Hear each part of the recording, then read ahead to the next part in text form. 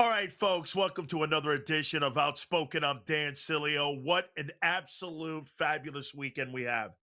NBA, NHL finals are set. Major League Baseball, we're past the 50-game mark. And, of course, NFL news. Guys, fire the cannons.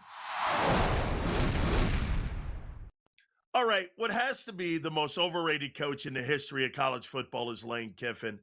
And now he's in the most overrated conference in America, and that's the Southeastern Conference. These idiots are in Destin, Florida right now, and they're going back and forth talking about whether or not they want to break away from the NCAA because they think they're better than the Big Ten right now, which, by the way, has won the last 3 national championships with 3 different football teams. And the SEC is still jacking around with themselves, talking about whether or not Ole Miss is talking about segregation. You've got Texas and all these other guys barking about things that are in the past. Worry about the future right now because the Big Ten is outrunning you. And right now, arguably the most overrated head coach in all of college football is Lane Kiffin. Lane Kiffin is barking now. And again, this is right out of the playbook of Lane Kiffin. Okay, at the SEC meetings, he's like, if I were the head football coach, we would have beaten Miami, and we would have made it to the national championship game. Talk about Monday morning quarterbacking and talk about Monday morning coaching. This guy is still hurt because Ole Miss said you couldn't coach the team while you wanted to be at Ole Miss recruiting for LSU. Do me a favor. Somebody point this out to me about Lane Kiffin. Where have you won? Have you won a Southeastern Conference title? That's no. Did you win at USC? That's also a no. Did you win at Tennessee? That's a no. And did you win with the Raiders? That's also a no. You have nothing on your resume. You bark like you're Nick Saban, but Nick Saban can bark because he's won. You've won nothing. I can't believe that you're Monty Kiffin's kid, dude. Monty Kiffin was a player's coach. Monty Kiffin was a guy who players revered. Lane Kiffin doesn't care about his players. Lane Kiffin cares about Lane Kiffin. Anything for Lane Kiffin and him to be able to promote his name and how he gets these big jobs is remarkable. He's not won anywhere. He's not been a factor in winning anywhere but Ole Miss, and they gave him the opportunity to coach that program. Now he's going to LSU thinking the grass is going to be greener on the other side. Give me a break, guy. Win some football games. You make it sound like you're Curt Cignetti. Curt Cignetti has an attitude with a one-loss record that matters. And he's the defending national champion coach. That guy went from Elon to James Madison to Indiana. Not really big-time programs, but he made Indiana into a national championship power. Lane, stop talking about the past. Make the future, dude. You're the most overrated coach in the country. Let's get to Major League Baseball here. Major League Baseball is in Delusionalville themselves. Major League Baseball believes right now that they're going to put a hard cap and they're going to put a salary cap in their sport. They're going to have a floor of $171.2 million and $245.3 million as their ceiling. Folks, this won't work. And here's why it won't work. You've got guaranteed contracts. If you've got a stiff like Bo Bichette, and that contract, who, by the way, Bichette can't even hit his body weight with the Mets right now. And if that guy can't perform for you and produce for you, you're tied to that guy's contract. Whatever you want to do with that dude. You can send him to the minors all you want. You still owe that guy because Major League Baseball's union is one of the strongest unions in the country. You're not going to work this. One of the reasons why the NFL and that salary cap works, why? There's no guaranteed contracts. You hear a player gets $250 million, right? That's phony money. Stick with the guaranteed money. That's the real money. If you're sitting around and you're thinking that this is going to work, let me add this in too with Major League Baseball. They also want to add in profit sharing when it comes to their broadcasting rights. Major League Baseball lost the moniker of being a national pastime after the 94 strike when they went regionalized. Look at the Yes Network. The Yankees make $200 million on the Yes Network. SNY Network with the Mets, those guys make millions as well. You know what the Rays make? They make $1.5 million when it comes to their TV package. How in God's name are you going to share money when the Yankees are making that kind of money and the Rays are making that little money. Here's what went down. When I was a kid growing up, there was a game of the week on Saturdays. Garagiola and Tony Kubek did the game. It didn't matter if it was Royals or Twins because it was a national pastime. Nobody talks small market in football. Why? Because Green Bay is market number 289, and you could put the NFL teams anywhere. You could put them on Pluto, and it wouldn't matter. Major League Baseball talks about small markets because you know why? They've regionalized their sport. Back in the day, the Pirates, the Reds, the Cardinals, all those teams were legendary franchises. It didn't matter where baseball was played back in the day because it was a national pastime. And you want to share some of the broadcasting rights? Take a look at some of the broadcasting deals that you have in your local markets today. MLB.TV, put your area code in. If you're in the right area for you to get your respected baseball team that you root for, you're trying to put a cap in and you're trying to put broadcasting rights into this new collective bargaining agreement that they're negotiating, that they started negotiating on Thursday. Folks, be prepared. There's going to be a work stoppage. Unfortunate news has happened this week. One of the legendary men in the history of the NHL, Claude Lemieux, has passed away. Unfortunately, it's through suicide. Four-time Stanley Cup champion, Conn Smythe Award winner, most valuable player during the playoffs. If you looked up the dictionary of the word hockey player, Claude Lemieux is that guy. Leader, fighter, intimidator, just an absolute guy that you want to lead your men when you're talking about winning. Folks, I think this also puts light on these people are also human beings. Behind the scenes, you may have that great exterior. We all suffer like everyone else. And we all look at players like Lemieux and say, this guy is just, he's made of steel. He was one of the true warriors in the history of the NHL. Make no mistake, when you listen to people talk about him, Ken Draper, or anyone that ever competed against Claude Lemieux, you knew when you stepped on the ice with this man, Claude Lemieux was easily one of the most intimidating men that's ever played in the NHL. I had a chance to know him a little bit, and last week we had Ken Danico on with us, and I sent my condolences to him because obviously he won those 3 Stanley Cups with the New Jersey Devils and was just an absolute electric player. And no doubt, you heard Wayne Gretzky on the broadcast the other night talking, you talk about the word intimidator. Claude Lemieux was that guy. The Montreal Canadiens, folks, they celebrated him the other night, and they talked about him. And make no mistake about it, I thought it was absolutely a great tribute on what the Canadiens said and what the Canadian folks did by honoring that man, because that man was truly one of the greatest warriors I've ever seen in hockey. And we've had the privilege of knowing him a little bit, and I will promise you this, you couldn't have had a more intimidating man on the ice. You had guys like that dude and Scott Stevens at one time on the same ice together. That's when the NHL really had true warrior leaders. And he will be missed, my friends. And I say this to you all the time, too. If you're ever struggling with depression, folks, get the help you need because, again, depression's a real thing. Claude Lemieux will be missed. Rest in peace, my friend. All right, my great friends at Morgan & Morgan, the number one injury law firm in all of America for a reason. You know what that is? It's because they win. There's no firm in the country like it.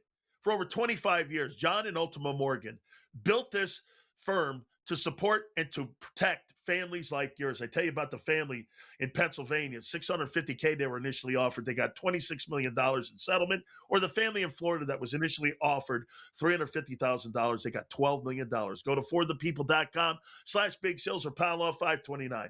That's forthepeople.com/big sales or pound law 529. And do me a favor, you tell them Big Sills sent you. Well, we got a Game 7. Is there any sweeter phrase in sports than Game 7, baby? Coach James Young, next. Kick us off. Keep it here on Sportsman.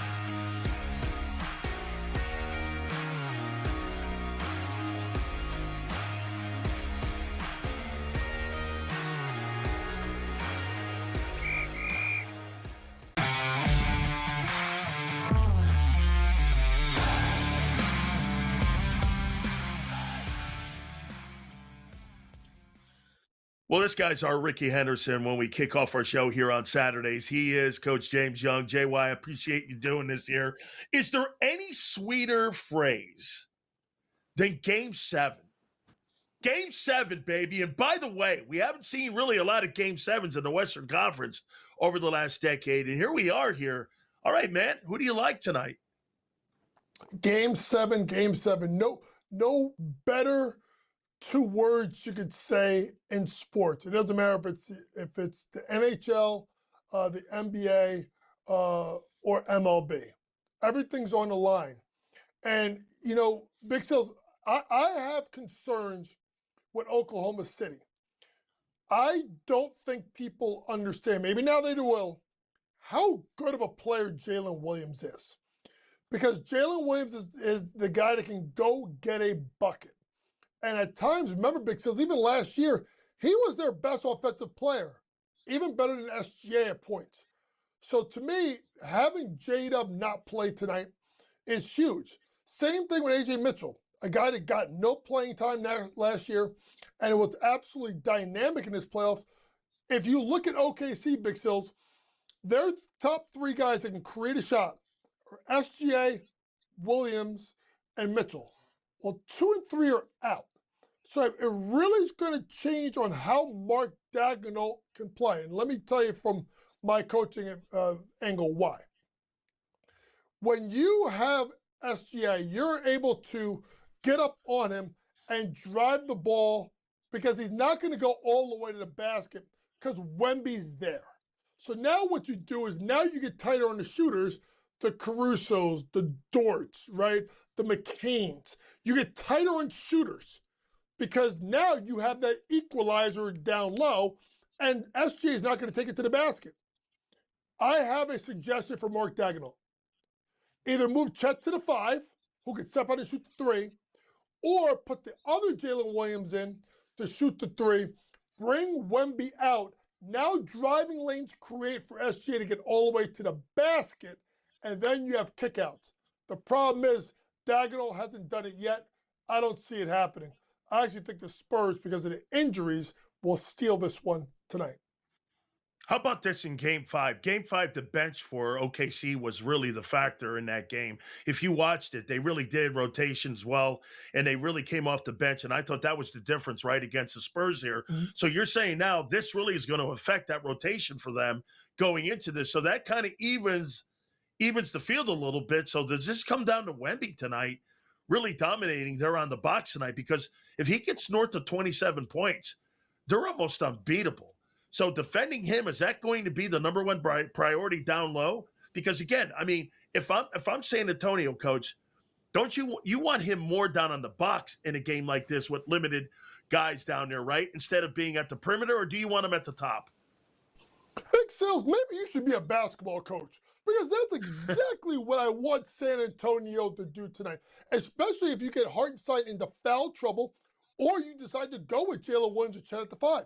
Go ahead, put Wemby at that low block, right off the low block. If I'm Mark Daigneault, I'm going to send double teams. You know what happens? Back in the day, you could do what we would do, what we call the Laker cut, which was before Kareem.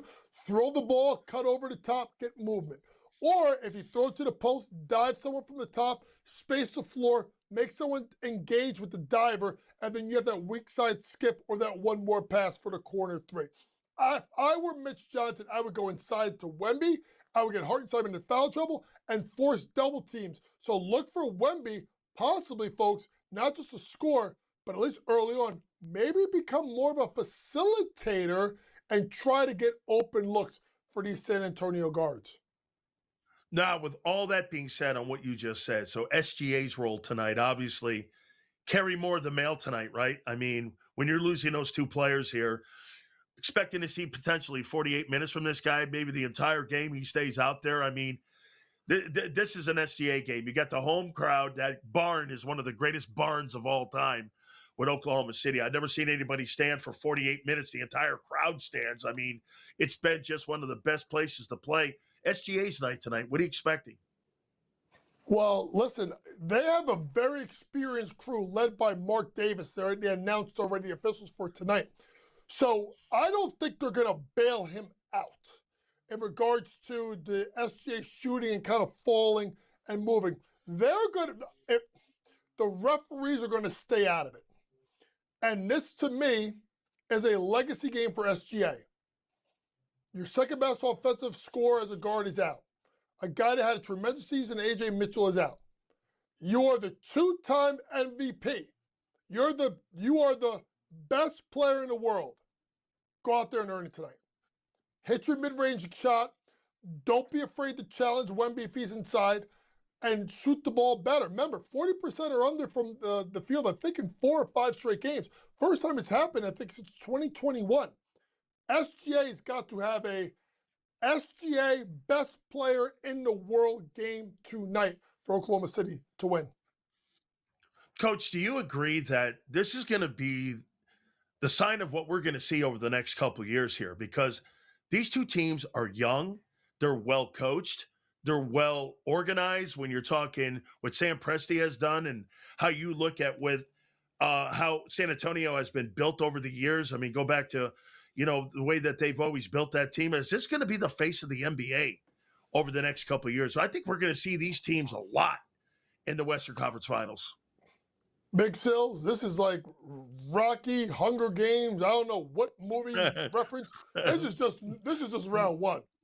Unless there is something that we don't know about, one of these teams gets broken up because of how smart these GMs are, how young these coaches are, and most importantly, how young and deep these teams are. Big Sills, you could be talking about this being a Western Conference Finals if it matches up with record, honestly, Big Sills, for the next 5 or so years. Boy, I'll tell you, man, I'm very excited to see for the NBA here. If you had to pick a guy right now to start your NBA team with, would it be SGA or would it be Wemby? Oh, Wemby. Wemby's 21, 22 years old. He's 7'5". He's weird science. He blocks shots like Russell, post moves like Hakeem, shoots it like Durant, and he's got that Kobe-esque LeBron Jordan killer instinct. Listen, I'll go one better. If I could start my team with anybody in the history of the NBA because of his skill set, and his age and his height, it could be Wemby.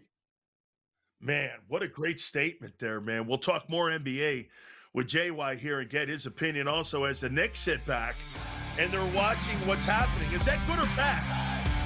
We'll do that next right here on Sports Grid.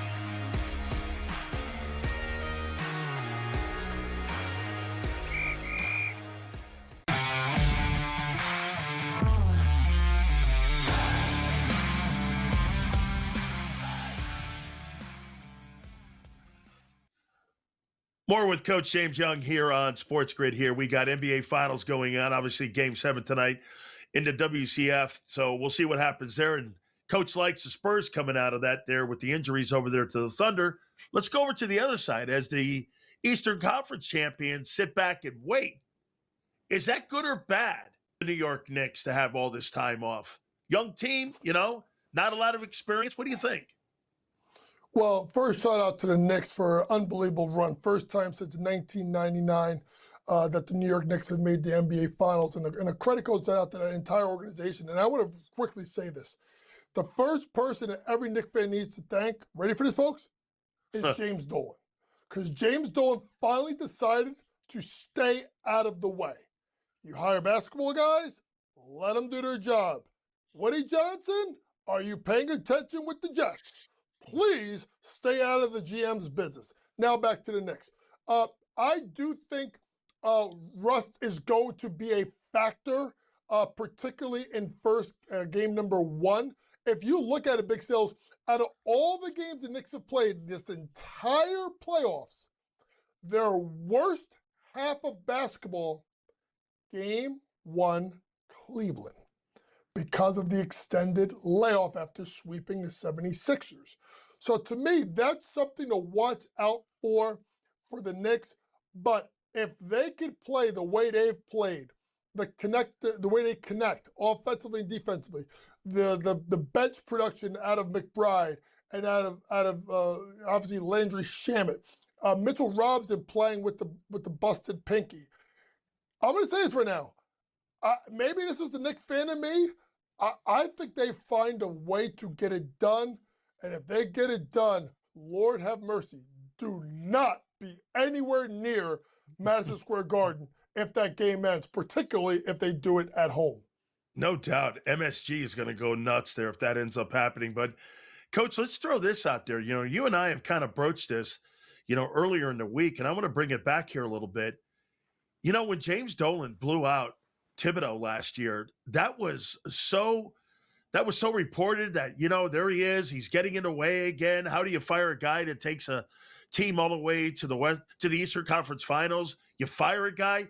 He brings in Mike Brown, and Mike Brown puts him in the finals with a shot to win the NBA championship. This is James Dolan. And we're not talking about one of the best owners in all of sports. We're talking about a guy who's been criticized as being maybe one of the worst owners in sports. Mm-hmm. Reflecting back on that move now, what do you take away with that now, in hindsight, where we are today with where the Knicks are today? It's one of the best moves that James Dolan has made. And I'll be honest with you, Big Sills, when it happened, I loved it. I thought it was the right move. And I thought Mike Brown was the perfect coach for this team, a little bit more of a player's coach, a player that is going to be a little bit more diverse in its offensive philosophy, and a guy that was going to be playing his bench. You talked about Tibbs when they played Indiana last year. Those guys were going 40 minutes a night. Big Sales, they were on fumes by the end of last year. And I love Tibbs. I'm a Tibbs guy. But at some point, you got to change who's the captain of the ship. And if you remember, when I came on your show in Tampa earlier this week, I used Buck Showalter as my analogy. Tibbs is the Buck Showalter of the NBA. When teams are not good and they need structure and discipline and getting the team to start to play the right way, he is the guy. He did it in Chicago when they were terrible for a long time. He did it with Minnesota, and he did it with the Knicks. But here's what happens. At some point, it kind of plateaus, and you got to move on. Think about this. 1995, Yankees in the playoffs for the first time, and I do believe since 1981. What happens? They fire him after losing the Mariners. They bring in Joe Torre. What happens? They go to the champ. They win the World Series. And then he goes to Arizona. Buck Showalter turns around an expansion team, gets them to play well. They can't go over the hump. What do? Fire and hire Bob Brenly. Big Sills. What happened year after that? They went and won the World Series. Sometimes you got to make that shrewd move to get him over the top. And right now, the Knicks are 4 games away from the smartest move that James Dolan may have ever made. It's incredible here, too. And by the way, I got to throw this out to my boy Carton here. who says that New York is the best sports city in all the country. Well, I can't remember the last time they've won a championship. And so you have to probably go back to the Giants. I mean, how big would this be with the Canyon of Heroes if the Knicks get this done? Listen, I was saying this to someone. I would put it about 4 to 5 million people that could beat out the Canyon Heroes. I'll say this right now. Big Sales, you're my guy. If the parade's on a Saturday, good luck getting Ricky Henderson on, because that's when Ricky Henderson's streak comes to an end, because I'll be inebriated and I'll be somewhere celebrating with the rest of the Knicks fans. That's going to be incredible, man. Since my youth, 1973, Knicks win the title. And, Coach, thank you. Philly Godfather next here on Sports Grid.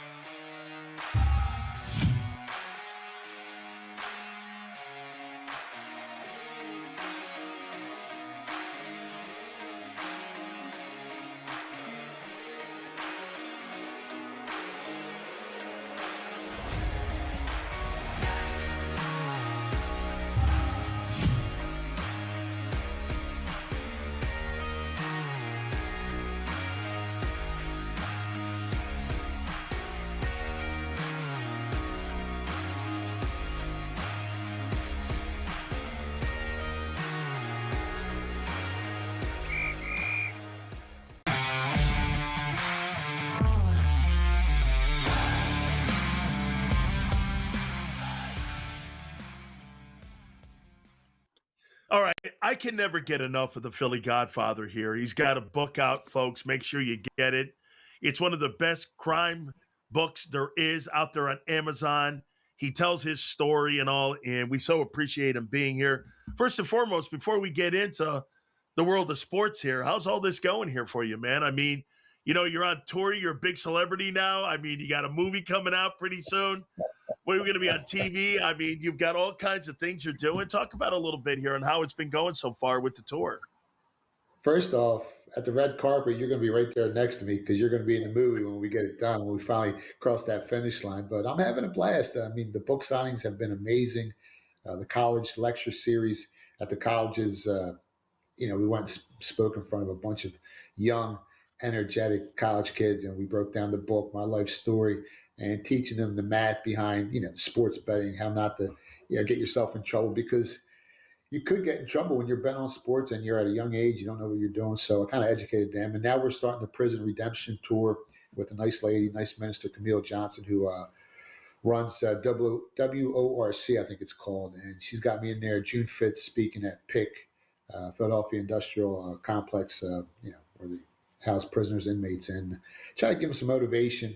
And hopefully I can change the trajectory of their lives when they get released and they do the right thing instead of the wrong thing, like I did when I got, overturned my conviction. I was exonerated of all charges. So hopefully I can change people's lives with the book. A lot of people have loved it, gravitated towards it. It went to #1 on Amazon and Barnes & Noble.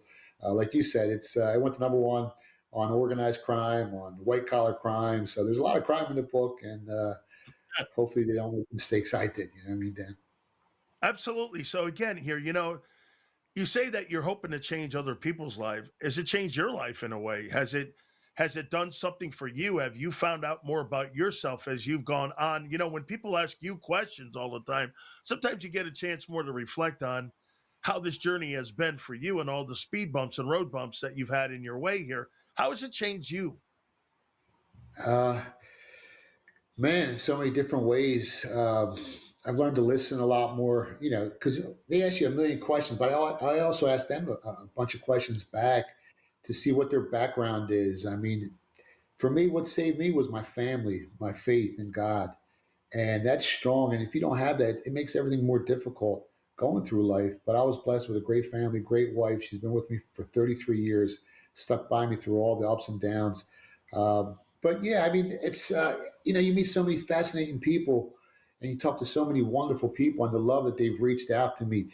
And, for so many years, what I did was in the shadows, sports betting, the marijuana business. Now they're both perfectly legal and they're the hottest topics in the country. And it's just it's amazing how things have changed, how mindsets have changed about the business I used to be in, and how everyone has embraced the book and myself and given me so much love. So yeah, I've had a great time doing it. Before I get into sports here, so when you're sitting in a prison cell in Yuma and you're sitting where you are now, is it unbelievable where you are right now in your life where you thought maybe there was no hope and here you are right now? I mean, you're on tour, you're talking about a movie, you're like doing all kinds of remarkable things to help others right now. Has it been incredible to see where you were and where you are? I mean, when you go to trial and you're fighting for your freedom, and most people, they plead out, they take a deal. I actually fought my case. I went to trial, and when you lose, it's devastating and it's tough mentally, and you got to search deep in your soul because you go in a rabbit hole. And when I got convicted at trial, I was looking at 10 to 20 years. So you start thinking about, wow, if I spend the next decade in here, I'm going to lose my wife. You're going to lose everything you love. Your kids are going to grow to resent you because you didn't spend no time with them. And forget about the financial ruin, you're going to have when you get out of prison, 10 years of not making any money. And no one's going to want to, it plays big tricks in your mind, and you got to find a way because you don't see a light at the end of the tunnel. And I was surrounded, with mass murderers and killers, and they sent me to one of the worst prisons in Yuma, Arizona, a supermax prison, 23-hour lockdown. It was 122 degrees, no air conditioning. And if you told me I'd be here today when I was in that prison, I'd lay minus 10 gazillion, 10,000 hours. It was, I never thought back then I'd be where I am right now. And, faith got me through it. A lot of working out. I was doing 1,000 push-ups a day. I mean, I went in there 209. I came out 160 pounds ripped. You could have put me on any magazine cover. So my faith in God and praying every day, 10 times a day, at least 10 times a day, and working out, helped. But it wasn't easy. And I never expected to overturn my conviction. And 2 years later, by the grace of God, I had a great lawyer, Thomas Hoydle. God bless his soul. He's not around anymore, but he saved my life. God saved my life. They're the two people, who saved my life, and they changed everything because every day that you're in there, it feels like a month. Every month feels like a year. And if you're not out here making moves and trying to get ahead and trying to do better for yourself and your family, 10 years in prison, I don't know how people recover. So, yeah, I would never, I would have been against myself when I was locked up in Yuma, Arizona. Well, let's do some sports here. That's a tremendous story and an impactful story to others here. All right. Nothing better than hearing these words. Game 7, baby. Who you got tonight?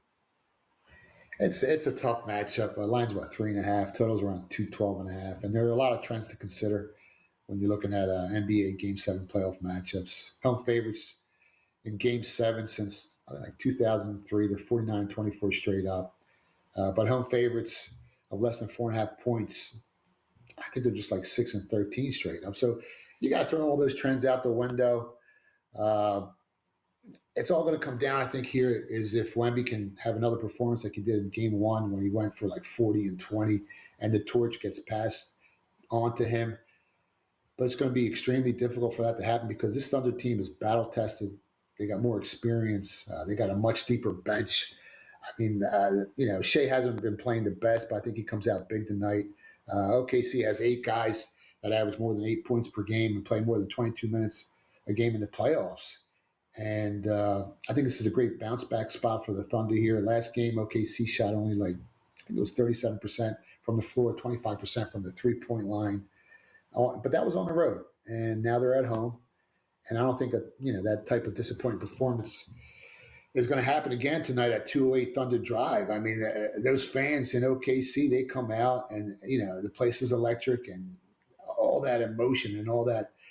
I think it's going to be enough to push OKC over the edge. I don't know if they cover the spread, but I laid the money line on them, so I think they do win the game. I think OKC is the better team, and I think they're going to play a Knicks team that has a chip on their shoulder, especially with the way Jalen Brunson has been playing. Do you agree, or how much does this play into when you're setting a line, the home court? And you just mentioned it. It's one of the greatest barns in the NBA. I mean, I've never seen it. We talked the other day about this. 48 minutes, you got the entire fan base standing up for this thing. How much do you play into that when you're setting a line here? And how much does that become a factor in a game like this in a Game 7? Well, it helped for years, but over the last decade, I think it's like a 50-50 situation here for the home team. But this is a team, like I said, it's been battle-tested. Spurs are a young team. It's going to be tough for them to come back, from a big performance like that. Now they got to go on the road to OKC and play the same way again. And again, it all comes down to the usage rate of Wemby. If he can come out and play the entire game and go for 40 and 20 again, they got a great shot at winning. Boy, I'll tell you, no doubt. I mean, 41 and 24 and 7. It's almost like you're watching a recreation of Jabbar in the way that this guy's playing. But what the wild thing is here, Godfather, is that this guy here, man, he's 22 years old. And there's so much more hoop to play here. And we're going to speak and talk a little bit more hoop with our friend Philly Godfather. What a great story that is, too. An inspirational story, too. So, again, like I said, make sure you end up getting the book here, too. More with Philly Godfather. We'll do that next, right here on Sports Grid. I know you didn't. Talk! I'm innocent. Got the wrong guy. It wasn't me. I didn't do anything. Okay, it was me. I did it. Bringing an owl to an interrogation? That's a power move. Every time. Yeah. Hiring America's largest injury law firm for your injury? That's also a power move. Morgan & Morgan, America's largest injury law firm.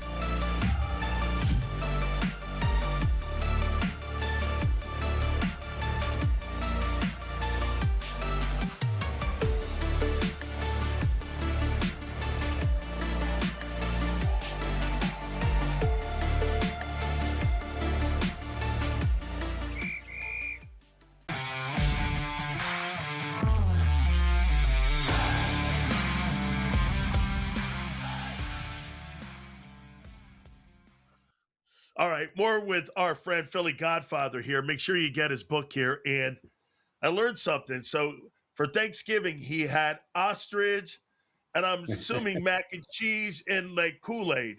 This was like your Thanksgiving meal when you were locked up there in Yuma. Yeah, you're expecting turkey, and they're giving you ostrich, and the bones are like this big, and there's no meat on the bones. And you tell you, what's going on here? And they give you grape drink. It's not even grape juice and sugar water. So instead of having turkey and wine like we're used to having, we had ostrich and some grape Kool-Aid or whatever that was.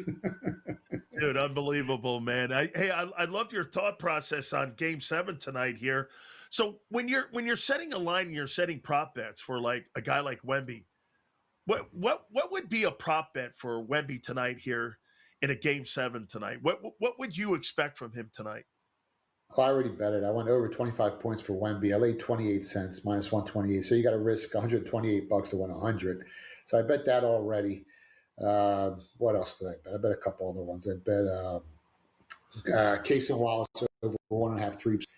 He's gone over that in 4 or 6 games in this series. So I think he goes over that again. The team trusts him. He's a great ball handler. Doesn't turn the ball over. He shoots well. And he's had at least one 3-pointer in every game he's played in the playoffs. So I'm looking for, things that make sense. And with Wemby, he's got to have a big game. He's got to come out. He's the man. Like, he's got to have another. It doesn't have to be 40 and 20. It could be 35 and 15, but he's got to score over 25 points, or else the Spurs ain't beating that OKC team. OKC's so deep. If one guy's having a bad night, they grab a guy off the bench. They got 8 guys that have averaged more than 8 points per game in this year, and I think they're logging like 22 minutes a game too, like I said earlier. So he's got to have a monster game here. Absolutely here. So let's do this with SGA. And what does SGA do tonight? What kind of props do you think are out there for SGA? And what would you place it if you were going to throw a prop bet out there at him? It's tough because he has been underperforming in this series. I think his points over and unders at 30 points tonight. It's going to be tough to get there. And if he does get there, it might not end well for OKC. I think they got to play team basketball. I like him. He is the star of the team, but to me, if he goes for 25 and everyone else gets their touches and you get another 8 guys that score over 8 points per game, they're going to be hard to beat. So I'd rather see him score less and I win my bet on OKC than score more, because that might not fare well in the end. So let me ask you about this Knickerbocker team here that's sitting waiting. I mean, now you got a lot of rest here, waiting to see what happens in the WCF here, the Western Conference Finals. How good is this Knick team? You think they have a real shot at winning the NBA championship this year? Yeah, absolutely. They're going to be probably 6.5-point dogs to OKC if they play OKC in the finals in the Game 1. Probably 4.5-point dogs to the Spurs. But if you look on a neutral court, the Spurs are maybe 1.5 points better. OKC's maybe 3.5 points better. So when the Knicks do play at home, games are probably going to be a pick 'em, or maybe Spurs are going to be Knicks are going to be -1 against either team. They got a great shot. All they got to do is steal one game, and with the chip on Jalen Brunson's shoulder, and this Knicks team's gritty. They got size down low. They don't turn the ball over. He's been playing lights out. They play a lot, very efficient basketball. They have the largest margin of victory in NBA playoffs in the last 40 years this year. They're peaking at the right time. I know their center's got a broken finger. It might affect them shooting wise, but on the defensive side of the ball, I think he's going to be fine. They got a real shot of winning the NBA championship. Now, is OKC better on paper? Yeah, but that's why they play the game. Are the Spurs better on paper? Yeah, but like I said, you still got to play the game. And Jalen Brunson's a winner. He had 2 national championships at Villanova. He was a consensus player of the year, I think, in 2017-18. And he's got a big chip on his shoulder. He was drafted in the 2nd round, and it wasn't until his 4th season that he became a starter. And when he did, I had the Mavericks that year at 25-1, and they made it to the Western Conference Final. I think they made it to the championship that year. So this guy's a winner, man. And like I said, he's got a massive chip on his shoulder. He's getting very little respect from the media. If you remember Stephen A. Smith, Nick Wright, they called the Jalen Brunson sweepstakes one of the worst ideas imaginable. And they said the Knicks were going to make a big mistake. And he wasn't even a top 10 guard. And now he's led this team to the finals. He's averaging 26 points per game. This kid's a winner, man. He came from Jalen Wright. I remember Michael Welbon said he's not a true point guard and wasn't even sure if he was a true shooting guard, and he should be on the bench. I mean, this kid's got a lot of animosity. He wants to prove to everyone that he's a winner, and the Knicks might get it done. A couple of weeks ago, I told you they might win it all at 6-1. Now they're down to 2-1. So this kid came from Jay Wright, and this kid's a winner, a hard worker, and it's a real possibility. The Knicks shocked the world this year. Godfather, do you think the Thunder or the Spurs, which one of those two teams you think are a better matchup for the Knicks in this one? I mean, Wemby creates all kinds of issues, but the depth of OKC could probably create some problems for the Knicks bench as well. Yeah. I mean, which team would you think would be a better matchup for New York? On paper, it would be the Spurs, but I'm not sure, man. Wemby just changed. You can't get those points in the paint, and that's what the Knicks have thrived. They've been outscoring the opponents in the paint, and that's not going to happen against the Spurs. But like you said, OKC is so deep. I mean, it's pretty close. I think both teams are going to be real difficult, but I think the Knicks can beat both teams, tell you the truth, man. I think if they can steal one game, you go up there to Madison Square Garden, it's tough to win up there. And it's tough to repeat as champions. OKC won it last year, and even though they're battle-tested, that hasn't happened in, 8, 9 years? I forget the last time an NBA team went back-to-back. So it's going to be fun watching, though. See what happens. I'm going to drop a bunt here, and I'm going to go over to baseball a little bit here. You think the Phillies have an opportunity at making the postseason here? I mean, I think the new face of the Phillies right now, I don't believe it's Bryce Harper anymore. I think it's Kyle Schwarber, who's now the new face of that Philadelphia Phillies team. I know that he's kind of like maybe backed up a little bit, but you think the Phillies can make the postseason right now with what Mattingly's doing? I mean, what are they, 9 games out? I'm not sure exactly what they're at behind the Braves, but their offense, they can't produce any runs. I think only 3 teams have scored less in the National League this year. So they're going to have to start scoring runs. They're pitching strong. I think they're ranked second in strikeouts. I think they're tied for 11th, like in saves. But they've been getting up a lot of runs. I think they're ranked 14th or 15th in ERA, the pitching staff. So they're going to have to, allow less runs and score more. Their offense has got to pick up the pace here, and that's what worries me about this Phillies team. Last night, they were only, what did they give up? They scored 2 runs against the Dodgers. They're going to have to score more runs, or else they're not going to be able to go anywhere this year. I like what Mattingly has done. He's changed the mindset, but we'll see what happens. No doubt. Godfather, I appreciate you. Love your book. Sileo stats back here on Sports.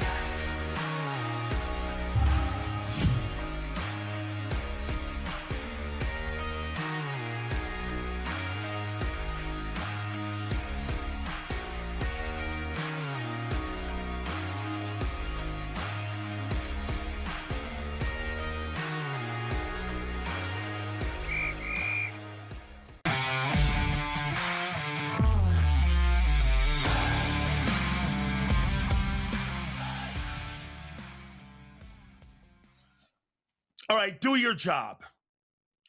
Do your job. My obligation to people each and every single time that I go on the air, especially here with Sports Grid, is to my viewers and to people that we talk sports with, okay? Well, we got a problem going on in Philadelphia right now, and it's becoming a national issue when it comes to covering sports. So this past week, you have the story of A.J. Brown as the countdown continues to June 1, when he'll be dealt, in my opinion, to the New England Patriots. So I tweeted this out here, and I will tell you flat out that the Philadelphia media has lost who they are and forgot who they serve. They do not serve their readers, and they do not serve their viewers. So now one question was asked when it came to the head coach when he had his first press conference before their OTAs of A.J. Brown whatsoever. Sean Mannion, the brand new offensive coordinator, was not asked one question. Questions as simple as this: what do you think the new offense will look like without a superstar like A.J. Brown? Why is Jalen Hurts working out with a coach that Nick Sirianni fired instead of working out with the brand new coaches that he has there in the building? When you have an organization that is controlling the media and you have one of the worst PR men in the history of the National Football League in Bob Lang handling all of this and telling the media you can ask this question or you can ask that question, you talk about censorship. You talk about people who are worried about key fobs and accessibility.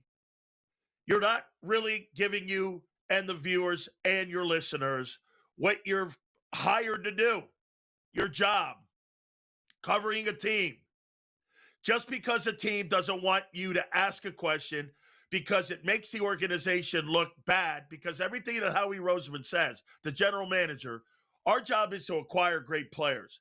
And when you lose a player like A.J. Brown because they don't want to play with the quarterback and he doesn't like the head football coach and he wants to leave that organization where he was 50-18 in the last 4 years, ended up making over $32 million a year, and one of the best wide receivers in all of pro football.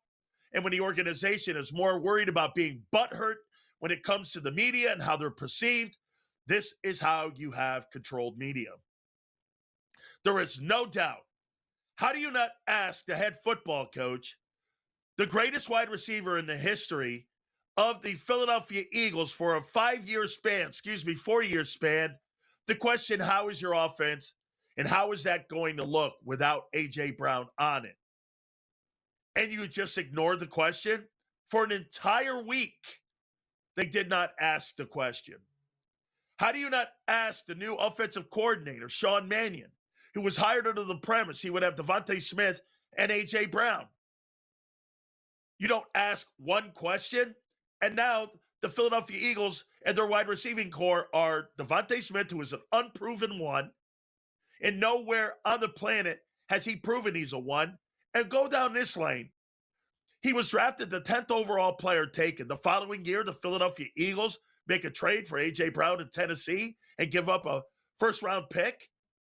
He's never proven he's a number one. Can he be? Most likely. Then you're going to put in the two-hole, you're going to put in a rookie and Mekhi Lemon. Hey, I like Mekhi Lemon. I voted for him for the Biletnikoff Award. He was one of the top 15 players. But when you're telling me that your wide receiving core this year is better than what it's been the last 4 years, make that make sense, that you don't ask one question about A.J. Brown the entire week to coaches and to players. At least Jalen Hurts answered what it's going to be like with the new group.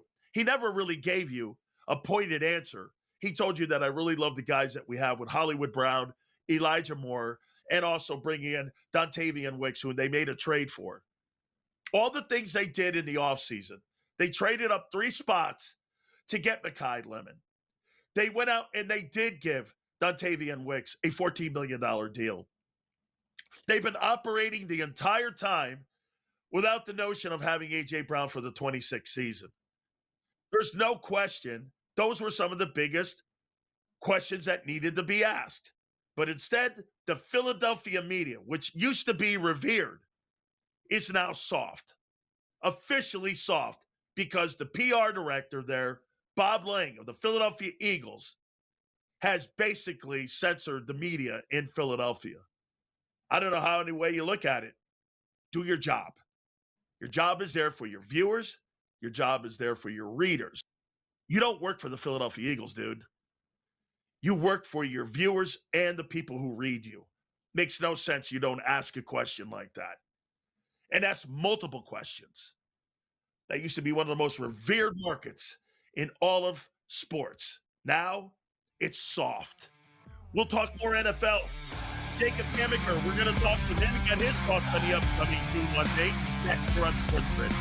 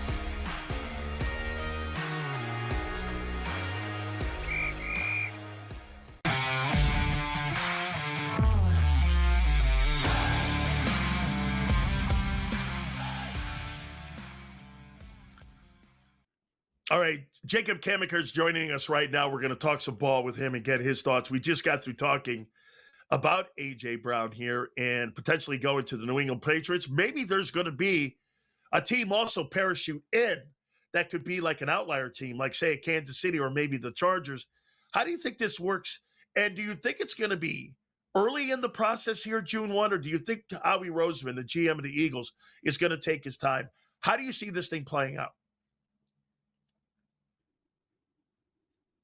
Soon after that June 1, date passes, because I just think both of these teams kind of need to move forward and say, like, hey, are we getting this guy if you're the Patriots? And the Eagles need to say, hey, we've planned to move on from this guy. They've made all the moves to getting Mekhi Lemon, getting Dontavian Wicks, signing Hollywood Brown. They've kind of replenished the depth behind Devontae Smith, and we'll see if their plan works out there. But it certainly looks like they're ready to move on from A.J. Brown. Now, I think the interesting thing, and we were talking this a bit before we came on here, is what is the price going to be for Brown? What are the Patriots or another team going to be willing to give up for him?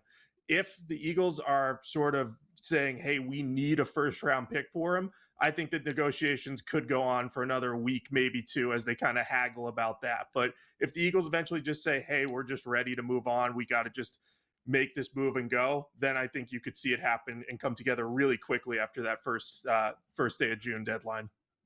Don't you agree that, the conversation about a 2008 first round, there's the haggling of going back and forth of should it be a 27 or 28 first rounder? Man, if I'm the Philadelphia Eagles, I want to get instant compensation in the next draft, especially with the question marks that I have with the quarterback going into this final season this year when he doesn't really have a lot of guaranteed money. I mean, Do you think that's the hang up? Because right now, you hear the words 2 and 3, second rounder, third rounder. We saw what Jalen Waddle ended up getting when he went to Denver. So do you think he's worth that price? Now, Waddle was a younger player. Do you think A.J. Brown is worth the one? I think under normal circumstances, you might say, yes, you'll find a team. And the Patriots, they profile as a contender. I know they had an easier path to the Super Bowl this past year, but they still made the Super Bowl. They still have like a ready now defense. Drake May is an up and coming quarterback. So, adding A.J. Brown to the fold there is going to make that team better. But I think to your point, when you're looking at what do you want to give up, you also have to consider the strength of the draft class. I think to your point on the Jalen Waddle deal, the 2026 NFL draft was not considered to be very deep or very strong or loaded with blue chip talent. This upcoming 2027 draft is looking more loaded. Now, the old adage is that next year's quarterbacks class is always better than this year's. We see that play out kind of every year. But there's as many as like 5, 6, 7, 8 quarterbacks who've been thrown around as first round or top 50 picks. So I think that makes this year's picks more valuable. Because anytime quarterbacks rise, other blue chip players at other positions tend to fall more towards the back end of the top 10 or top 20. So if you have a lot of quarterbacks going early, that means there's going to be a lot of talent in the draft. So I think from the Patriots standpoint, they probably are saying, hey, we don't want to give up this 2027 first round pick because it could end up being a really, really good player. But I think, if the Eagles are saying we need a first round pick for him and the Patriots come and say, we'll give you one in 2028, that sort of seems to me like the happy middle ground we could reach. I think the Eagles would prefer present year draft capital, but I'm just not sure they're going to get that first round pick because of how strong this 2027 class is looking. All right, let's go over to the Giants in this mess here. John Harbaugh, first year coach. I mean, there's been a lot of drama with that football team. You go back to the draft and you just mentioned, you send Dexter Lawrence to the Cincinnati Bengals and, you get a first round pick back. You made a lot of movement when it came to player movement. And then you get this out of nowhere, parachuting in with Jackson Dart introducing Donald Trump at a rally. And then you have Abdul Carter, showing up on Twitter saying that, hey, listen, what are you doing here? I'm paraphrasing this here. My question to you, though, Jacob, would be, hey, my question for Abdul Carter would be, hey, show up to practice on time and show up to meetings on time before you open your face. But how do you think they handle all of this, the New York Giants? Yeah, Dan, I think that the Giants have handled this about as well as I think anyone could have expected. I think their media availability yesterday, John Harbaugh came out, talked about it right away. And I kind of expected that we weren't going to hear much from Jackson Dart and Abdul Carter. You often, when these sort of like tiffs or spats emerge, they kind of say, we want to keep this in the locker room and not talk much about it. And they did say we want to keep our conversations about it private, but both guys spoke at length. Jackson Dart gave, I think, a 4 or 5 minute statement just kind of explaining why he was at the Trump rally. He was invited to speak and he felt like he had to do it, sort of thing. And then Abdul Carter kind of made it clear during his media availability, like there's no hate between him and Jackson Dart. He just felt like Dart was standing on his business and he had to stand on his own there too. So, maybe not the favorite forum for people to see this unfold. But that's kind of the social media era we live in. But I was really impressed that the Giants had both guys come out and just say, say their piece, say we don't want to talk about it much moving on, but they kind of gave everything they needed to give to make this not linger. So I think they've handled it about as well as they really could have, Dan. Boy, I'll tell you what, I love your take on that because if you fully embrace it instead of halfway embrace it, it's going to linger. They went out full board, didn't they? And the New York Giants really didn't hide the players. You think this maybe galvanizes a team? Something like this, most people would think it would tear a team apart, but, hey, everyone has difference of opinions on things, whoever you ever want to support or not. But something like this could galvanize a very young football team, though. Yeah, I think John Harbaugh said it best. He said, we had some difficult conversations or productive conversations. I can't remember the exact wording, but he sort of implied that, hey, you're going to have some difficult stuff in every season. So for it to be happening now and for them to be able to have to communicate through what's going on might actually benefit the Giants long term. And because they've worked it out seemingly in a way that's worked for kind of everybody, this might be a good sign for them. I'll be interested to see how this plays out, but I think they really, there was the messaging after the meeting they had that was, I believe, 2 days before their media availability. They said they were moving forward from it. And I think by addressing the entire situation with all parties involved, they really have positioned themselves to move forward. Like you said, it's not going to linger. So they can move on. They can get back to football. So I think they've really done a good job handling the whole thing. Let me take you out west with Puka Nacua and the Rams. That's been kind of a mess in itself, but it's so far away.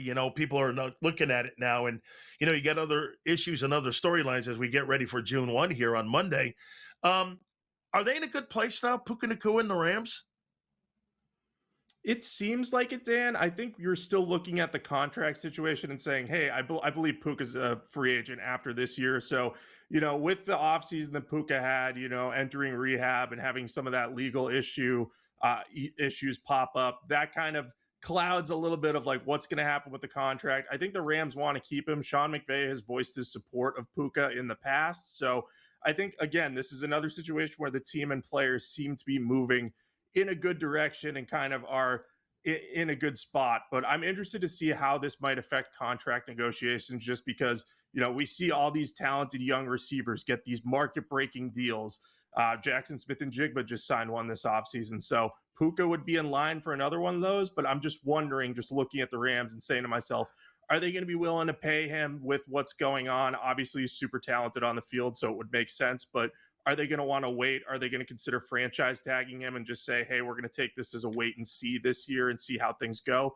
But given what Puka said the other day about learning from his, stint in rehab and all that, I think things, again, moving in a good direction for these teams and players. All right, my friends. We'll continue more here with Jacob here, but don't forget my great friends at Morgan & Morgan, a number one injury law firm in all of America for a reason. It is because they win. Family in Pennsylvania ended up getting $650K in settlement. They ended up getting nearly $26 million in a recovery. How about the family down in Florida that was initially offered $350,000? They ended up getting nearly $12 million in settlement. There is no firm in the world like Morgan & Morgan. John and Ultima Morgan built this great company to defend families like yours. Go to forthepeople.com/big sales or pound law 529. That's forthepeople.com/big sales or pound law 529. And do me a favor, you tell them Big Sales sent you. We're going to talk more football here, and we're going to get my friend Jacob's thoughts here more a little bit as we move forward. What kind of 2026 are we going to see from Patrick Mahomes? Will they rebound? The Chiefs won 6 ball games. Are they back in the picture in the AFC? We'll do that next right here on SportsBit. The UIM Formula One World Championship Series. We are over the moon excited about the upcoming season.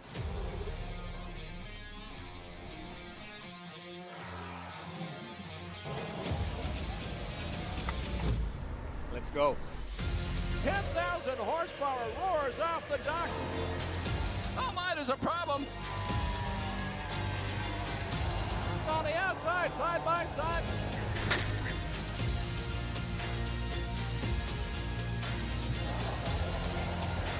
And he's lost control of the book. Hopes and dreams of winning here.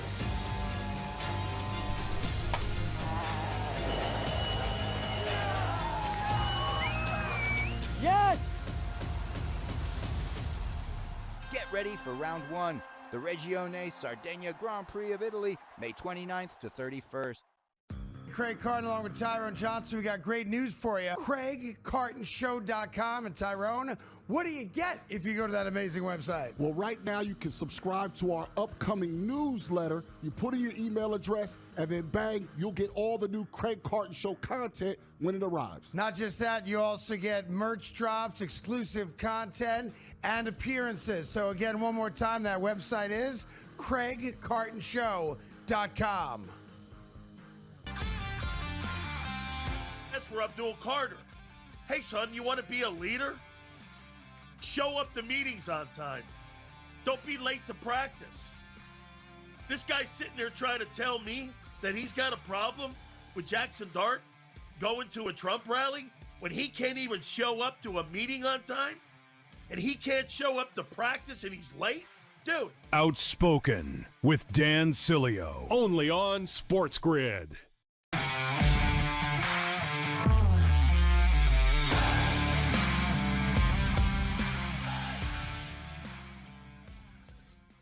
Jacob Camenker here. We're going to talk some NFL football here on Sports Grid here. And I asked a question prior to going into the timeout here. What version of Patrick Mahomes do you think we're going to see in 2026? I'm going to put this in context for you too, Jacob. I mean, if you remember right, there was a 10-year gap for Tom Brady on winning a Super Bowl from the first couple games and Super Bowls that he won to the back end. Are we going to see something like that again where you're going to see Brett Veach, the general manager, retooling this team? And do you think they're back in the picture here with Patrick Mahomes in 26? I think they'll be back in the picture, Dan. I just can't imagine, after the career worst season that Mahomes and the Chiefs had, just from a wins-loss perspective. I mean, Andy Reid hadn't had a losing season with the Chiefs, I think, until last year, and they hadn't missed the playoffs since 2014. So I have trouble imagining them not being in the playoff picture, but this roster does have some holes. You look at the Rashee Rice situation and you say to yourself, man, if he gets suspended again while he's dealing with that legal stuff, they're really thin at receiver.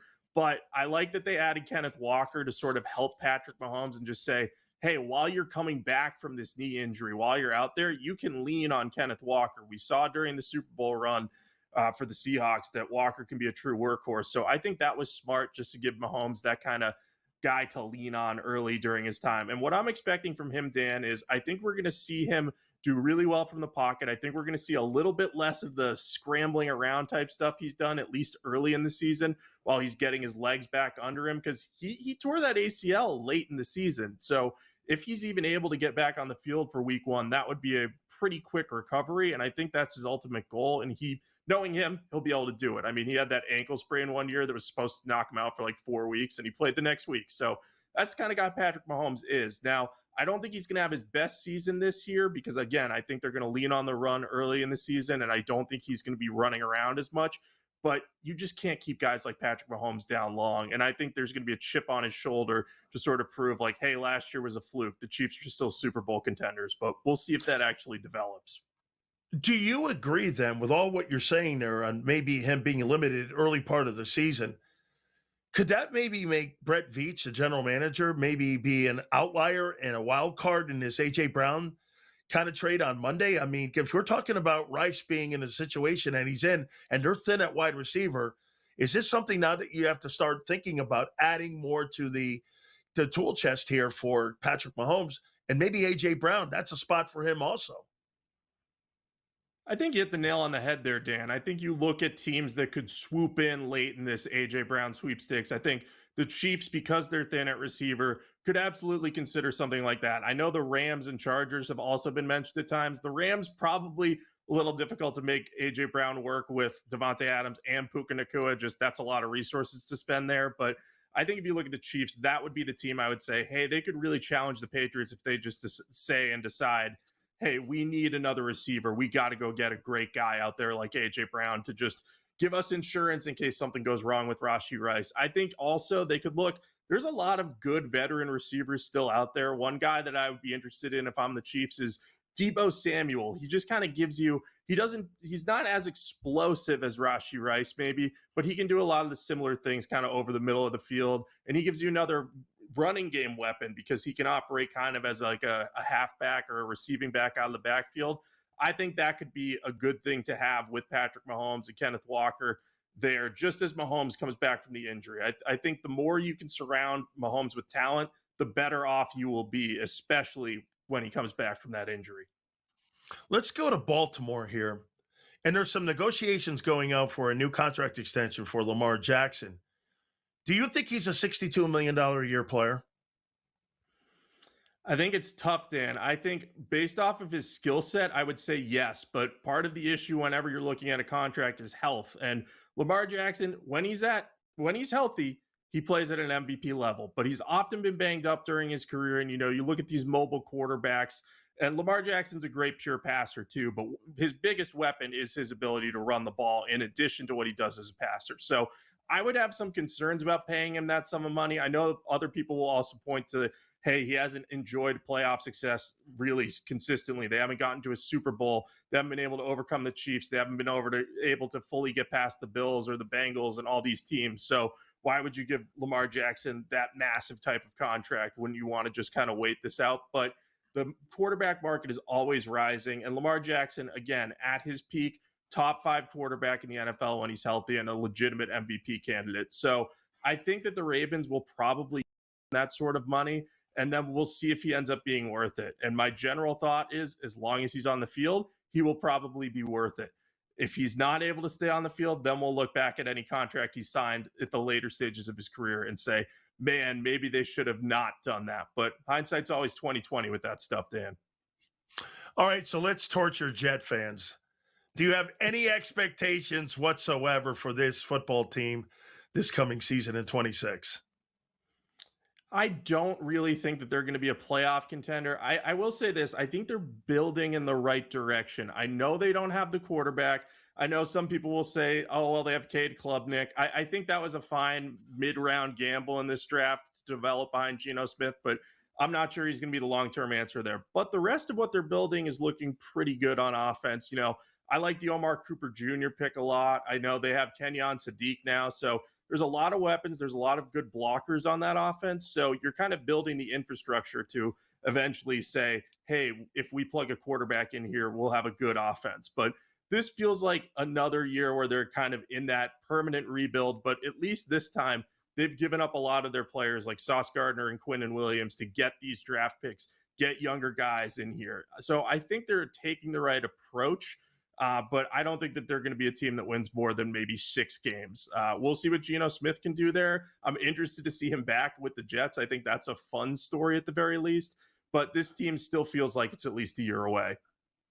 So Woody Johnson's going on his 26th year owning the team. 16 of those years, he's not made the playoffs. I'm just keeping score here. I mean, like, see, I'm a Giant fan on the other side here. 30 seconds here. You know, we talked about the Giants earlier, the G-men. You think they have? I mean, they've done some nice things. Do you think they could make a play for maybe a playoff spot? I think they have some upside. I'm a little bit worried about that defensive line, getting rid of Dexter Lawrence, just the interior there. But I like the way their offense is building. It's all going to depend on if Malik Neighbors can come back healthy. If he can't get on the field, things might be a little harder on Dart than we'd like. Absolutely. So I can't wait to see how that plays out. The NFL, it never ceases to give. This is going to be one of the best seasons, especially when you got the opener with Seahawks and Patriots. I mean, the NFL knows how to script these things, do they not? Jacob, thank you so much, my friend. I appreciate you very much. All right, we're going to talk about another quarterback, Kyler Murray. We'll do that next, right here on Sports.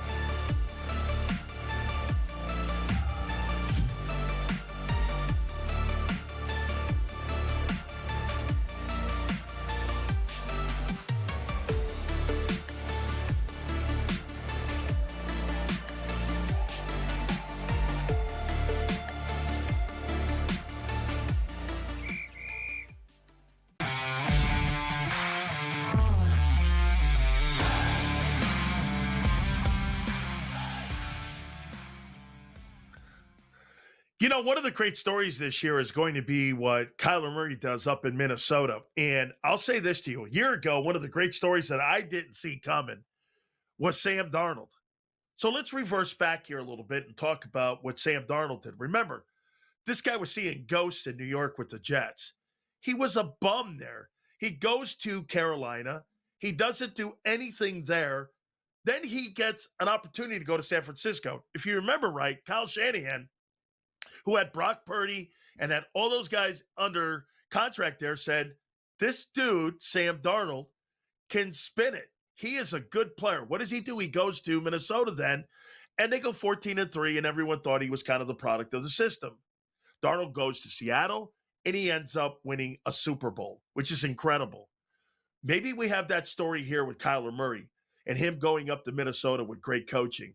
I'll tell you what, if you look at his first couple of years when he was in Arizona, he put some great years together, and you thought he was going to be on his way with Cliff Kingsbury as the football coach. Well, it's Arizona. Nobody prospers in Arizona. That's the graveyard of quarterbacks, like the New York Jets are the graveyard for quarterbacks. And here's the issue that you have up in Minnesota. They've got to figure out how to move off of that stiff J.J. McCarthy. Who in God's name thought that that guy was going to be a first-round draft choice? But the Minnesota Vikings. He was a bum when he was in Michigan. I can't think of the last time I watched a football game where I saw a quarterback not throw a pass in the second half and they dominated Penn State. And I'm like, that guy's not a first-round draft choice. And here's another number for you. In the 34 eligible games that J.J. McCarthy is eligible for, he's played 10. And he stunk in all 10. This is them trying to get out from a bust of a player. And I think Kyler Murray could be this year's version of Sam Darnold. You get better coaching. You've got Justin Jefferson. You've got Addison. And on the other side, you've got Brian Flores in that defense. I got Minnesota as one of my dark horse football teams this year. And again, let's not forget something. Everybody in the NFC North finished over 500 this past season. So even with a stiff quarterback that you had in the building there, and with Carson Wentz there, you have an opportunity here. If Kyler Murray is just functional, you're talking about Minnesota potentially winning 10 to 11 football games. I'm rooting for the kid. This guy's one of the greatest athletes I've ever seen play in college. He was one of the only guys, if I'm not mistaken, with the distinction of being a first-round draft choice with the Oakland Athletics and being a first-round draft choice and the overall pick in the NFL draft, and no one has ever done that before. I think Kyler Murray gets the opportunity to go up there and rejuvenate his career. We're seeing more of these stories, folks. We're seeing more of that type of story. You see the story down in Tampa with Baker Mayfield. Remember something. Baker Mayfield was kicked out of Cleveland, and they had to basically bribe Deshaun Watson to leave Houston to go to Cleveland. What happened to Mayfield? Mayfield also goes to Carolina. Nothing. He goes to Los Angeles, and he's taught a little bit of how to play the position, watching Matthew Stafford play, and sitting around a guy like Sean McVay. What happens? He gets traded, or in the offseason, he's a free agent. He goes to the Tampa Bay Buccaneers. This guy was in a competition with Kyle Trask, their second-round pick out of Florida a few years back. He wasn't guaranteed anything. And now Baker Mayfield sitting in a position where potentially Jason Light may be offering him a contract north of $50 million annually. I think good coaching, again, when you're looking at these quarterbacks, look at Mac Jones in San Francisco. You put these quarterbacks in today's game with good coaches, you're going to get a different result. Look, I've always said this topic about, organizations when it comes to quarterbacks. Organizations let quarterbacks down more than quarterbacks let organizations down. Arizona, who in God's name has had any kind of success there in Arizona outside of Kurt Warner and maybe a couple sporadic years from Carson Palmer? There's been no success whatsoever in Arizona. There's been zero success with quarterbacks with the New York Jets. Coaching matters. Organization matters. Development matters. Player development. Having the right general manager. Being able to spot talent. And surrounding your quarterback with great talent. There's no question Arizona's never been able to do that. Well, Kyler Murray now has a chance to move up and go into Minnesota and to really rejuvenate his career. And I think he's going to be that reclamation project that we saw a year ago with Sam Darnold. I'm looking forward to it. I think he's going to bring a lot to the table. Kyler Murray's got all the talent in the world. Kyler Murray just needs a little bit of direction, and I think he's going to get it in Minnesota. That's a good franchise. They made a tragic mistake a year ago in quarterback. So they let Daniel Jones out of the building, and they let Sam Darnold out of the building, and they stuck with that stiff J.J. McCarthy. It's time to move on. All right, we're going to drop a bunt, and we're going to talk some Major League Baseball for the MLB Network. Brian Kenny next on your own Sports Grid.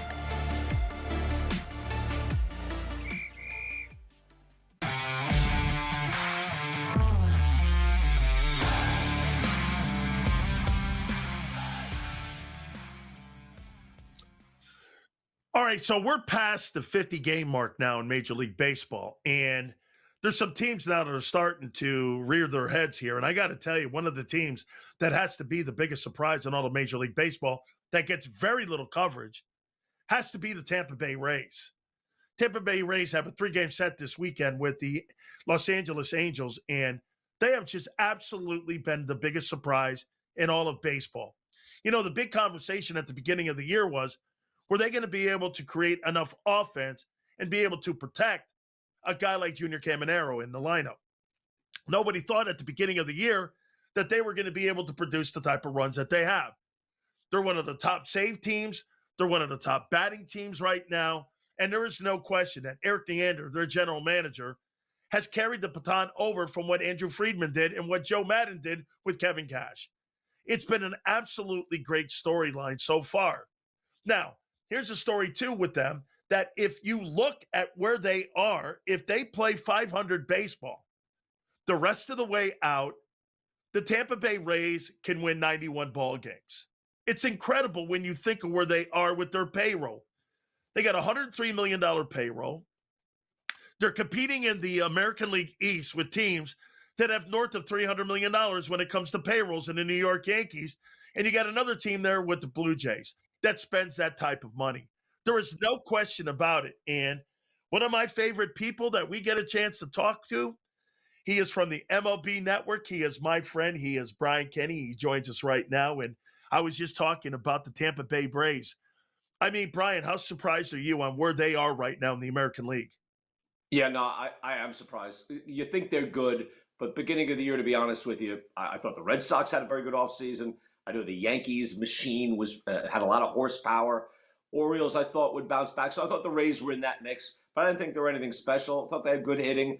I figured their pitching would be a little healthier, but everything put together, I'm probably lulled to complacency after the last 2 years of Rays baseball. All right, so let's go over here with what's been presented by the commissioner and Major League Baseball to the union. What's your takeaway, Brian, on trying to get a salary cap in Major League Baseball to try to make the playing field level for all teams in the sport? Where's your position on it right now? Look, my position is make a deal, obviously. My position is the sport is thriving. It's hot again. We come off a great World Series. The last CBA was done right after the pandemic. So that was kind of dire circumstances. Now everybody's pretty flush. Game is going along great. And beyond that, look, there are certain things that are true, right? Now, the players don't want a cap.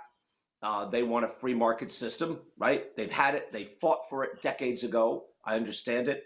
At the same time, there is a wide disparity between the top end runaway trains and the team. And I'm talking a host of teams, toward the bottom. 7 teams that are under 100 million, and you've got 3 or 4 over 300 million. It's quite a gap. Now, a lot of those teams are bridging that gap, but man, that's hard to do. And I'll just throw in one other thing. Remember that, the players, they feel like a cap is radioactive, right? Dan, every time you mention cap, they lose their minds. There's already that luxury tax that's there that isn't quite doing that job anymore. It did the job initially of let's keep everybody sort of the same. Even the big market clubs will have an advantage, but not have triple the payroll. That's not healthy.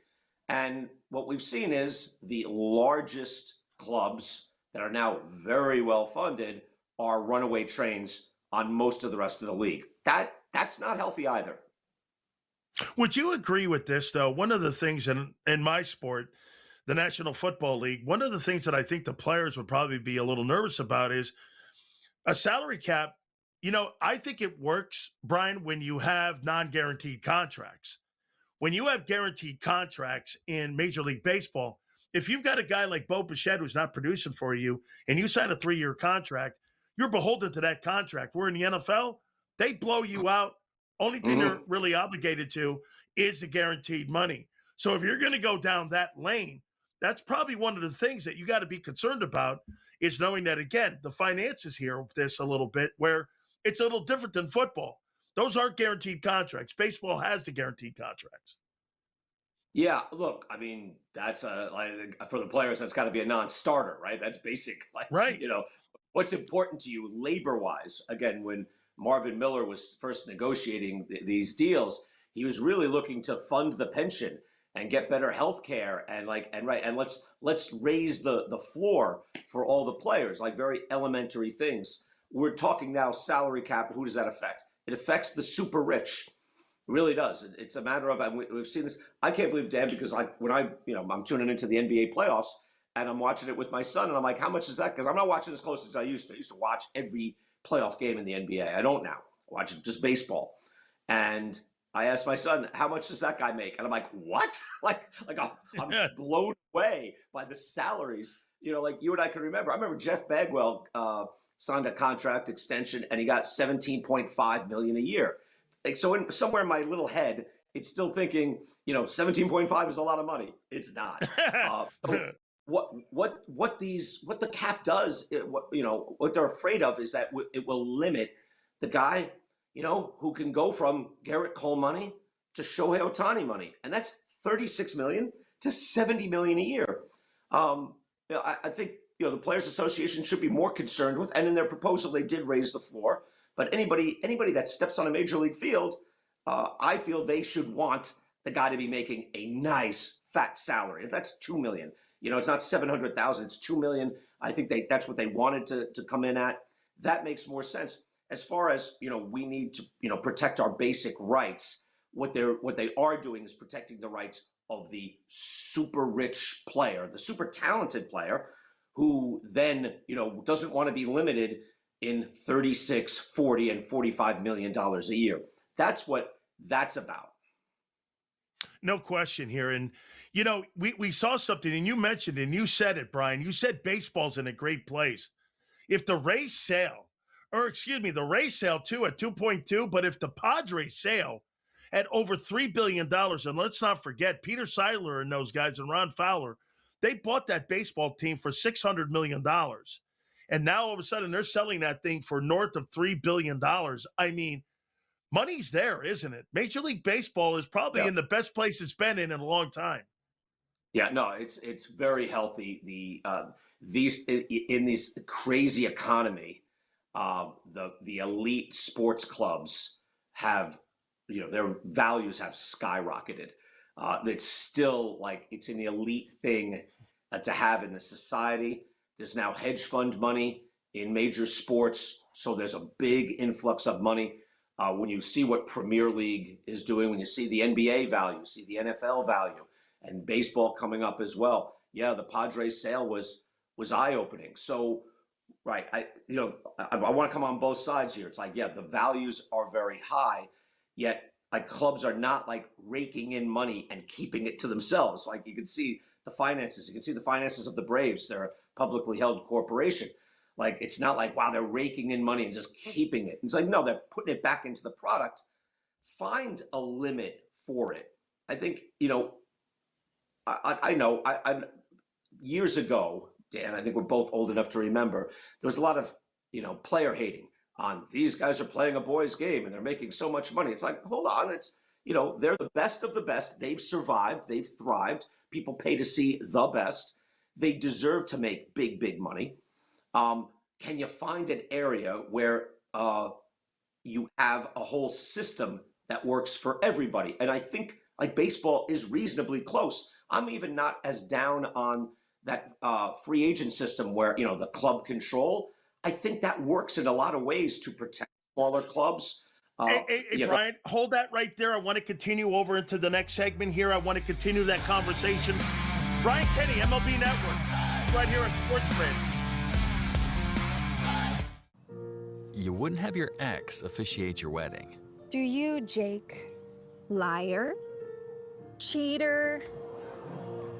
Gaslighter? So why have anyone but America's largest injury law firm handle your injury case? With over $30 billion recovered for our clients, there's a reason to go big. Gaslighter, coitus crier, he's got more red flags than a bullfighter's attire. Morgan & Morgan, America's largest injury law firm. How much do you think tanking is hurting the NBA right now, too? And what we're seeing, like we saw with that Jazz and Orlando game a week ago, how much do you think that's hurting the game? I can't wait until professional sports in the United States adopts a European model, especially like a Premier League model, and they start doing relegation. The day you start doing relegation, everything changes. Everything will change. Outspoken with Dan Sileo, only on Sports Grid.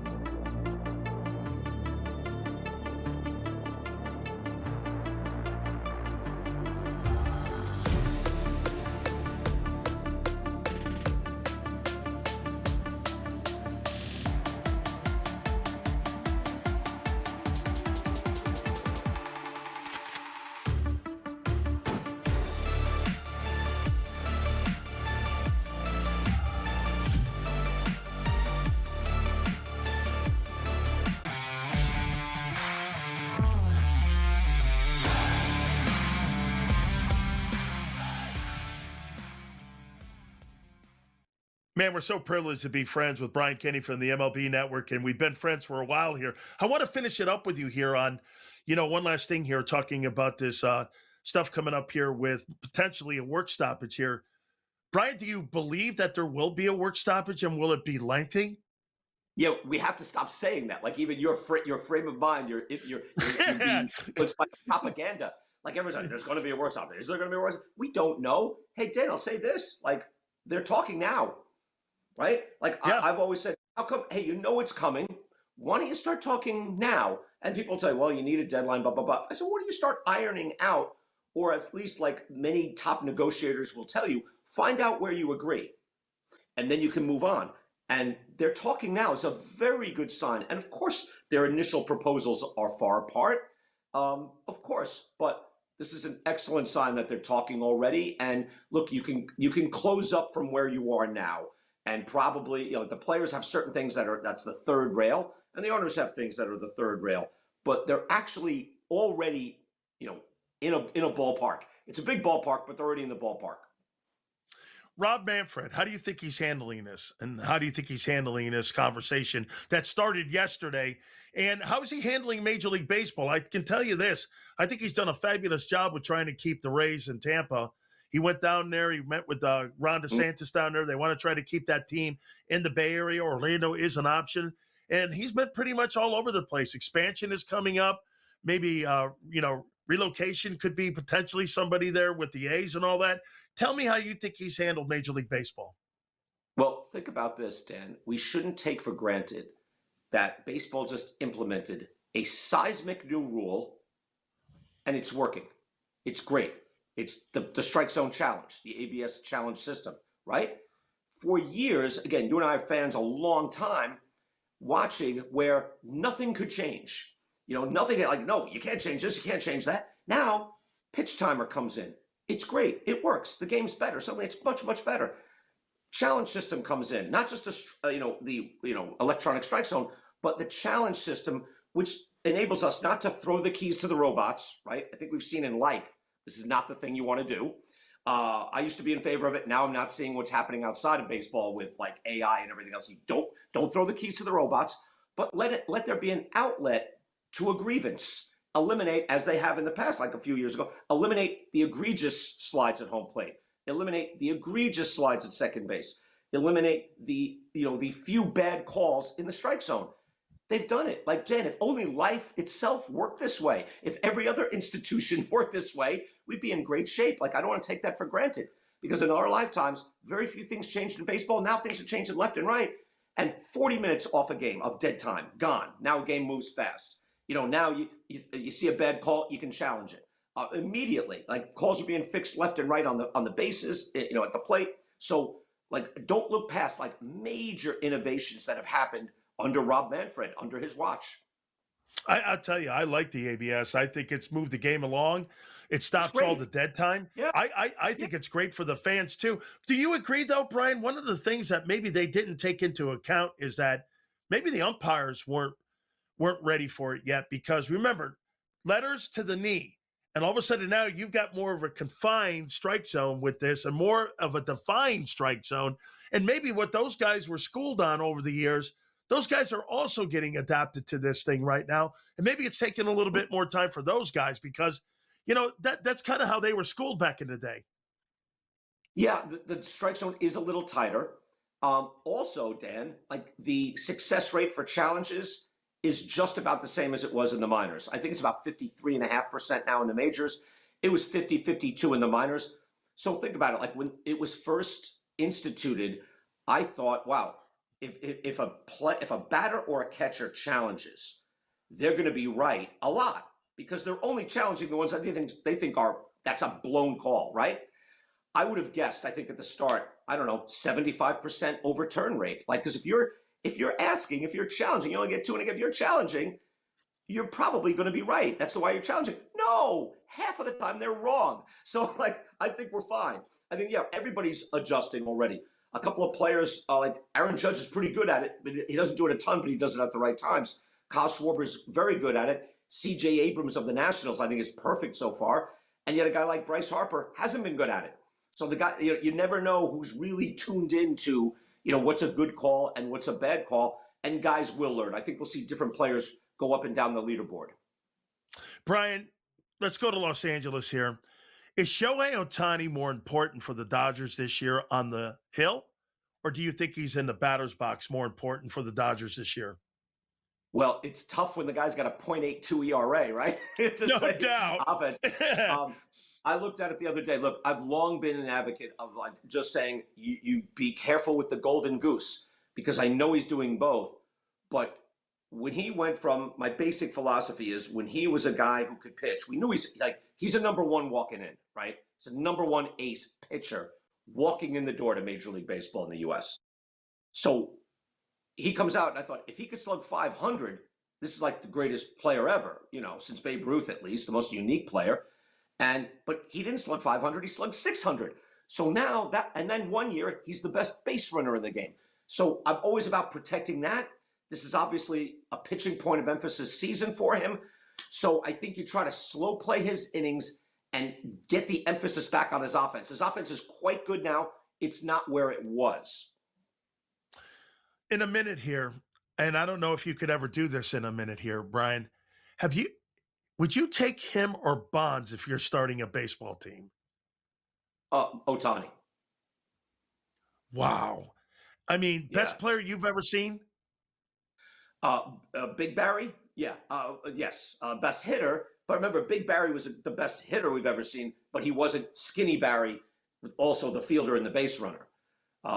So no. And Ohtani, if you're already an elite team and you have that playoff pitching, I'd make him an opener or a closer and then have him slug 600 for me and protect the offense. But yeah, he's a super weapon in tournament play, which is now the era we're in. Man, I've never seen anything like the guy. And I'm with you, Brian. I mean, all of a sudden he creates a category 50-50, and it's 50 homers, 50 stolen bases. The guy throws 103 miles an hour off the rubber, and this guy hits you 50 home runs. It's truly one of the greatest things I've ever seen. Brian, thank you so much. Make sure you check my friend out at the MLB Network. Thank you so much, Brian. Final thoughts next, right here on Sports Grid.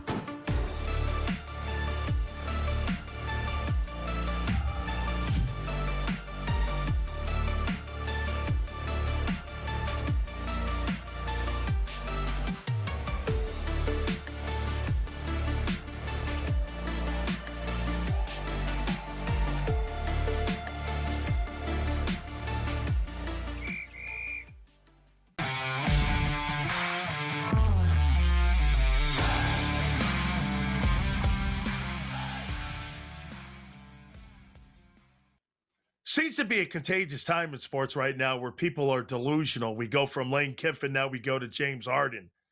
So James Harden, this past week, was asked questions about his Cleveland Cavalier team and their performance against the New York Knicks in the Eastern Conference Finals.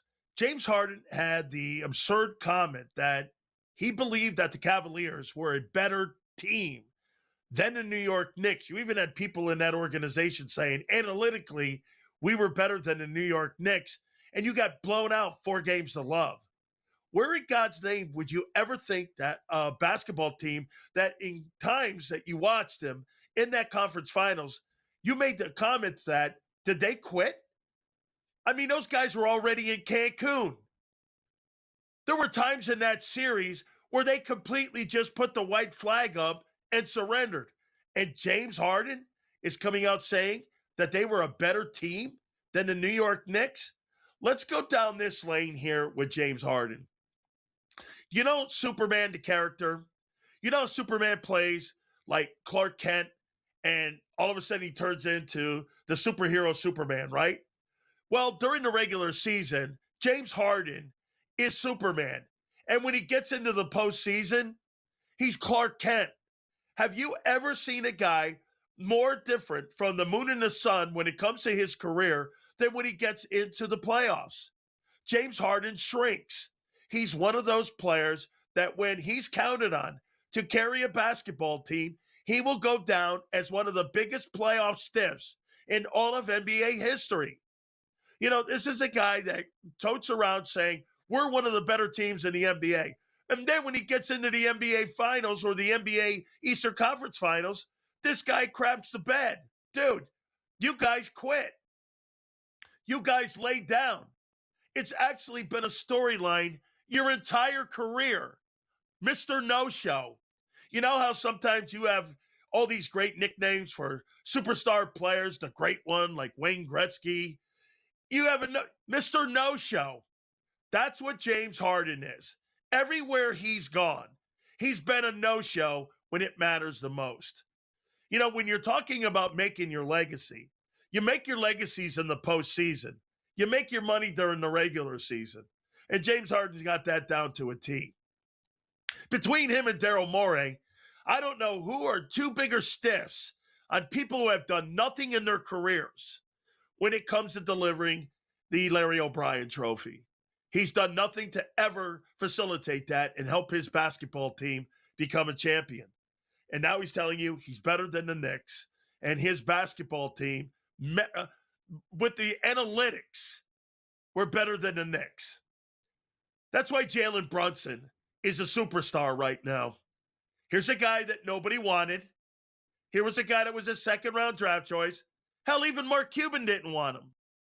He took a pay cut to come to New York and carry his basketball team all the way to the NBA Finals. That's a guy that doesn't play with a chip on his shoulder. That's a guy that plays with a lumberyard on his shoulder. Jalen Brunson has a lumberyard on his shoulder for all the things that people said he couldn't do. You can't be this. You're not a first rounder. Funny, all I remember is the guy was the player of the year in college basketball. He won 2 national championships with Jay Wright at Villanova. And now he's on the cusp of potentially being the greatest Knickerbocker of all time. If that guy delivers an NBA championship, like we said last week, you're going to see this guy going down to Canyon of Heroes.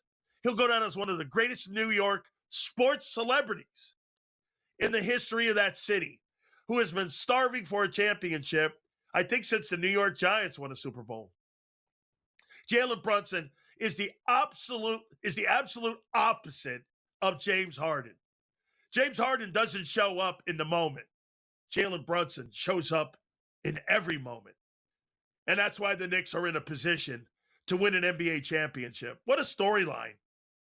You got a guy who's telling you that I'm better than who I'm not. And you got another guy telling you, hey, I'm the best 1-0 player of all time. I take that from Tom Brady. You never heard Brady talking about his accolades, or you never heard Brady talking about what he did in the past. You always talked about where Tom Brady's feet were today and what Tom Brady was going to do tomorrow. You hear guys like LeBron talking about their legacies and all that. Brunson's talking about the future always with his team. And think about the Knicks team that's going to play for the NBA championship compared to what the Cavalier team was. There's no Hall of Famers on that team.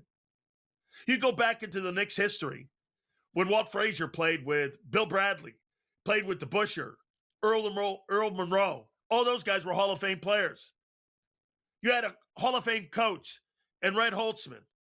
You got Mike Brown and Jalen Brunson going for a championship that potentially could bring New York their first title since 1973, which is insane, with a guy who nobody wanted. Incredible. Guys, I appreciate you. We'll see what happens in this Game 7 in the WCF tonight. We'll see you Sunday. We'll get you on the flip side.